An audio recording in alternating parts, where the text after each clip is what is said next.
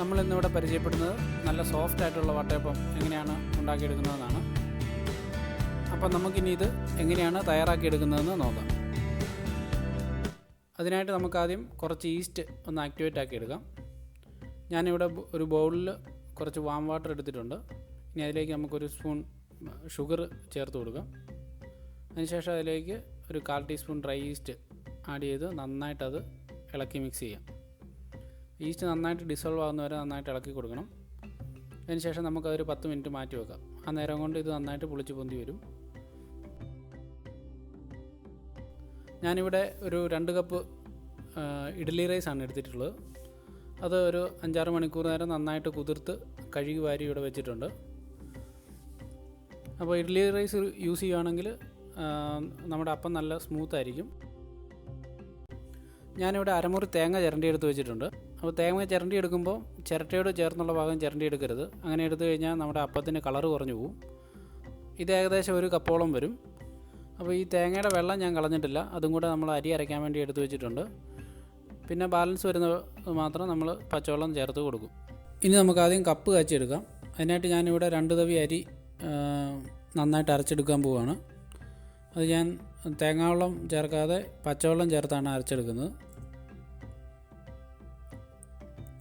ഇപ്പം നന്നായിട്ട് ഒട്ടും തരിയൊന്നും കൂടെ നല്ല സ്മൂത്തായിട്ട് ഇവിടെ അരച്ചെടുത്തിട്ടുണ്ട്. ഇനി ഞാൻ ഒരു പാത്രത്തിൽ 2 ഗ്ലാസ് വെള്ളം ചൂടാക്കാൻ വേണ്ടി വെച്ചിട്ടുണ്ട്. അതിലേക്ക് 1 തവിയോളം മാവ് ചേർത്ത് കൊടുക്കുകയാണ്. ഇത് ഏകദേശം ഒരു 2 ടേബിൾ സ്പൂണോളം മാവ് വരും. അത് ചേർത്ത് കൊടുത്ത് നന്നായിട്ടൊന്ന് കുറുക്കിയെടുക്കുക. മീഡിയം ഫ്ലെയിമിൽ ഇട്ട് വേണം നന്നായിട്ട് കുറുക്കിയെടുക്കാനായിട്ട്. കണ്ടിന്യൂസ് ആയിട്ട് നന്നായിട്ട് ഇളക്കി അടി പിടിക്കാതെ നന്നായിട്ട് കുറുക്കിയെടുക്കണം.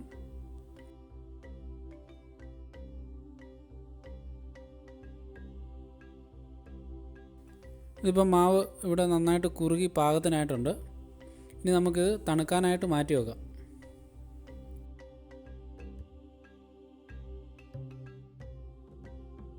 ഇനി നമ്മൾ എടുത്തു വെച്ചിരിക്കുന്ന കുറച്ച് തേങ്ങാവെള്ളം കൂടെ ചേർത്ത് നന്നായിട്ടൊന്ന് അരച്ചെടുക്കാം.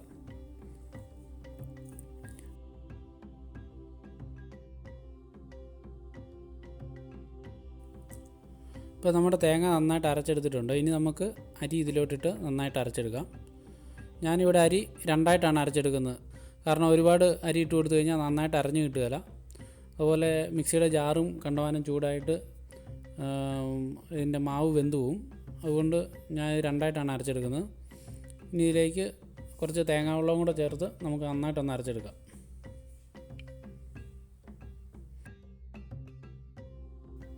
ഇതിപ്പോൾ ഞാനിവിടെ നന്നായിട്ട് ഇത് അരച്ചെടുത്തിട്ടുണ്ട്. ഒട്ടും തരിയൊന്നും കൂടെ നല്ല സ്മൂത്തായിട്ടാണ് അരച്ചേക്കുന്നത്. ഇനി നമുക്ക് ഇതൊരു വലിയ കണ്ടെയ്നറിലോട്ട് മാറ്റാം. അതിനുശേഷം നമുക്ക് ബാക്കി അരിയും കൂടെ ജാറിലോട്ടിട്ട് ആവശ്യത്തിന് പഞ്ചസാരയും കൂടെ ചേർത്ത് കൊടുക്കാം. ഞാനിവിടെ ഒരു 6 ടേബിൾ സ്പൂൺ പഞ്ചസാര ചേർത്ത് കൊടുത്തിട്ടുണ്ട്.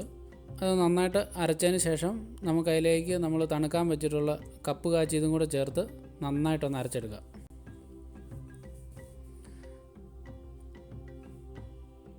അപ്പോൾ ഇതും കൂടെ നമുക്ക് ആദ്യമേ അരച്ച് വെച്ച മാവിലോട്ട് യോജിപ്പിച്ച് കൊടുക്കാം.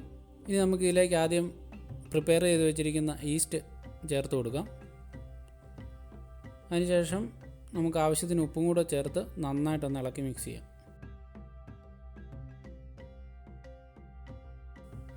ഇപ്പോൾ ഇതിനിവിടെ കുറച്ച് മധുരം കുറവായിട്ടാണ് എനിക്ക് തോന്നിയേക്കുന്നത്. അതുകൊണ്ട് ഞാൻ ഇതിലേക്ക് 2-3 ടേബിൾ സ്പൂൺ പഞ്ചസാരയും കൂടെ ഞാൻ ചേർത്ത് കൊടുക്കുന്നുണ്ട്. മൊത്തം ഞാനിവിടെ ഒരു 9 ടേബിൾ സ്പൂൺ പഞ്ചസാരയോളം ചേർത്ത് കൊടുത്തിട്ടുണ്ട്. ഇനി നമുക്കിത് നന്നായിട്ട് ഇളക്കി യോജിപ്പിച്ചതിന് ശേഷം നമുക്കിത് പുളിക്കാനായിട്ട് ഒരു 6-7 മണിക്കൂർ നേരം മാറ്റി വെക്കാം.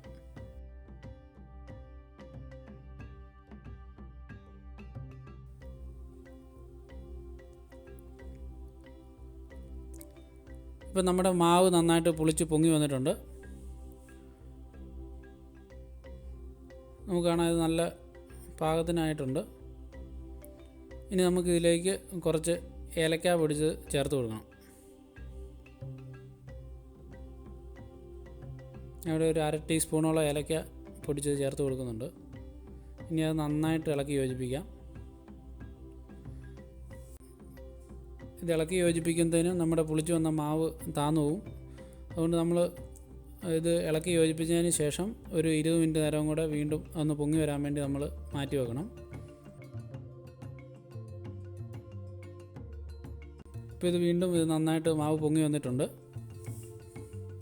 ഇനി നമുക്കിത് ആവിക്ക് വെക്കാം. അതിനായിട്ടൊരു അപ്പച്ചമ്പിൽ കുറച്ച് വെള്ളം തിളയ്ക്കാൻ വേണ്ടി വെച്ചിട്ടുണ്ട്. അതിലേക്ക് ഒരു തട്ട് വെച്ച് കൊടുത്തതിന് ശേഷം പ്ലേറ്റിനകത്ത് കുറച്ച് എണ്ണ തടവിയതിന് ശേഷം നമുക്കിതിലേക്ക് വെച്ച് കൊടുക്കാം. എണ്ണയോ നെയ്യോ എന്ത് വേണമെങ്കിൽ നമുക്കതിന് തടവി കൊടുക്കാം. അത് ഓരോരുത്തരുടെ ഇഷ്ടം അനുസരിച്ച് ചെയ്താൽ മതി. അതിന് ശേഷം നമുക്കിതിലേക്ക് ഈ പ്ലേറ്റിൻ്റെ 1/4 ഭാഗത്തോളം നമുക്ക് ഈ മാവ് ഒഴിച്ച് കൊടുക്കണം. നിറച്ചൊഴിച്ച് കഴിഞ്ഞാൽ ഇത് കവിഞ്ഞു പോകാൻ ചാൻസ് ഉണ്ട്. അതുകൊണ്ടാണ് നമ്മൾ 1/4 ഭാഗത്തോളം ഒഴിച്ച് കൊടുക്കുന്നത്. ഇനി നമുക്ക് അടച്ചു വെച്ച് ഒരു പകുതി വേവാകുന്നോടം വരെ വേവിക്കാം. അത് കഴിയുമ്പോൾ തുറന്ന് അതിൻ്റെ മുകളിലേക്ക് നമുക്ക് ഡ്രൈ ഫ്രൂട്ട്സ് ചേർത്ത് കൊടുക്കാം.